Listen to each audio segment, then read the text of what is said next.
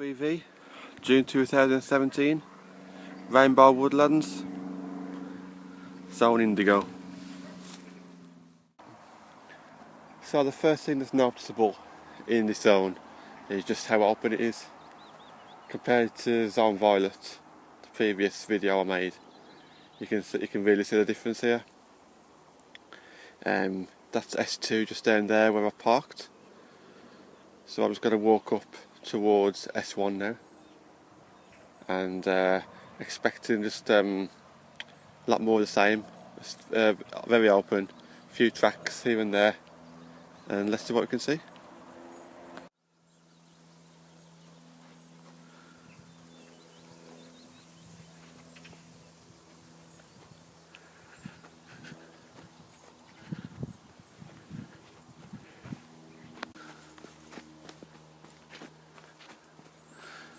So I've decided to just explore all the zones with you guys in the daytime.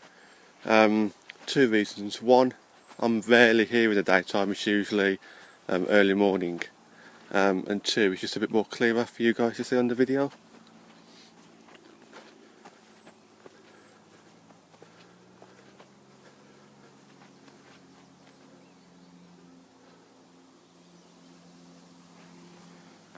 Already at S1, it took me no more than 7 minutes just as a stroll.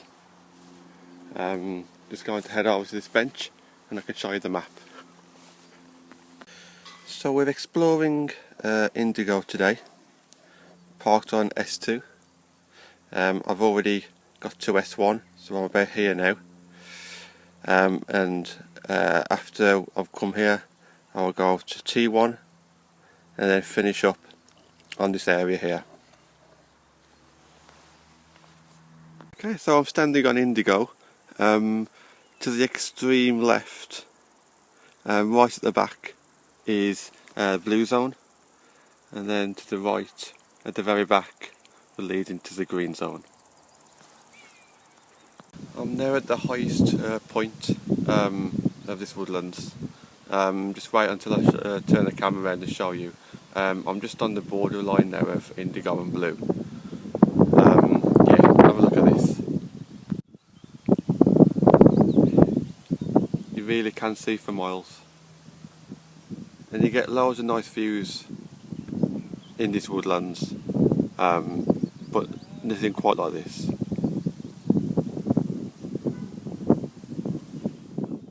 Okay, so I'm currently just there, and I'm just going to make my way back to the car.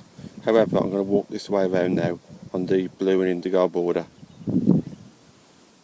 Right in the distance, there is N2. So I am just on the borderline now of indigo and blue. As you can see, very open. Bit of a cool breeze as well. So my thoughts so far is this is a place where, yes, there's a couple of areas where I can hide out. However, I think this is an area where I just need to walk around with my catapult, and if I see something, just get it there and then. There's no real places where I can just hide and wait. But it's a nice walk. And you can quite easily park here and walk to a more dense area, as it's a nice way to walk. So just walking back to S2 now, and then we'll carry on in the same direction, this time to T1. Okay, so we've covered this area. I was standing there when I could see N2, so it's quite a bit of a distance. And yeah, what is nice there, you can actually see, because it is up high where I was sitting earlier, you can actually see a big chunk of this woodland here, which you can't usually see because it's so low and dense. So that was a nice bonus, definitely. So we are now going to head towards T1 and then head back and finish at S5. Okay, so just heading to T1 now. That's the first set of steps I've seen since I've been here.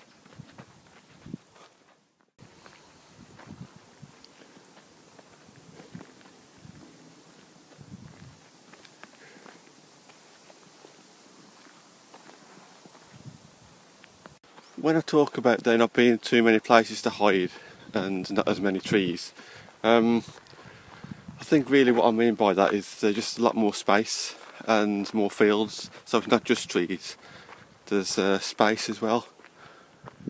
Now you can quite easily just hide down somewhere, and there are groups of trees, but it's just not as dense as say Zone Violet. Okay, T1 is just behind me there. Not going to walk any further, but if I just spin the camera around, you can actually see how high some of the plants are. We can't really walk in these areas.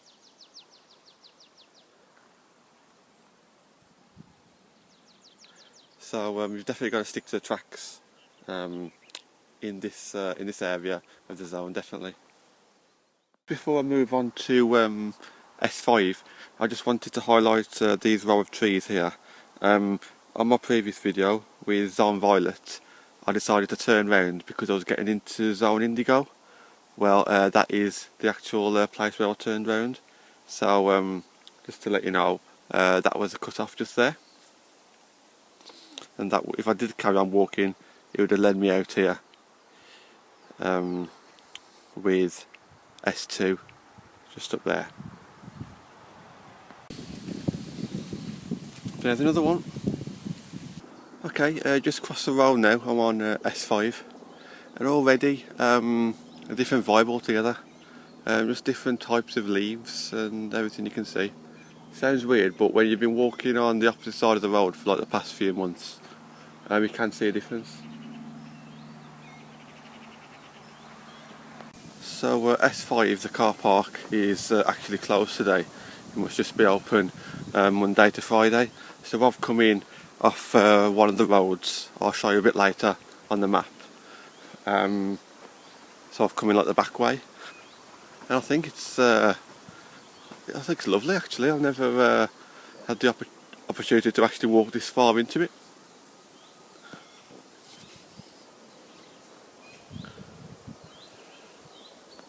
So here we are, we're just covering this area now, and the car park is there, which was closed. So I've parked on S1 and just entered it this direction here. Yeah, so it's a small area compared to other places I go, but I knew that anyway, that's why I didn't give it its own zone. Again, a lot of space, not groups of trees this time, it's like trees just like one off, no trees together, but it feels nice and fresh here, nice and open again. Nice views. There we are, just finishing off with a view of the car park. So this is the way I'll be walking back out towards that direction there. You can walk the whole lot of it within 5 minutes, so it is small, but obviously it's part of Zone Indigo. It's not Zone Indigo, it's just part of it. I don't know what I would use this one for, to be honest. I think I hit the nail on the head in another video where I said I'd just come here just to finish off. I wouldn't come here and spend the whole morning here, not at first glance anyway. But yeah, it's definitely worth coming to. Okay, so what are my final thoughts on Zone Indigo? I don't think I would get up at 4 o'clock in the morning to hunt here. I think it's more of a chill out place than for like intense hunting. Never saw a few birds at the end, but it's more of just a place just to walk around, and if you see something, just to go on spec really, more than to actually get a base or something set up. That doesn't mean that I don't like the area, because I do. I do like it a lot, but it's just a bit different to what I'm used to. But I guess in the daytime, it's a nice place to come for a stroll with a catapult. But 4 or 5 o'clock in the morning, where I'm trying to be quiet and just seeing what's around, I'll probably go to Zone Violet.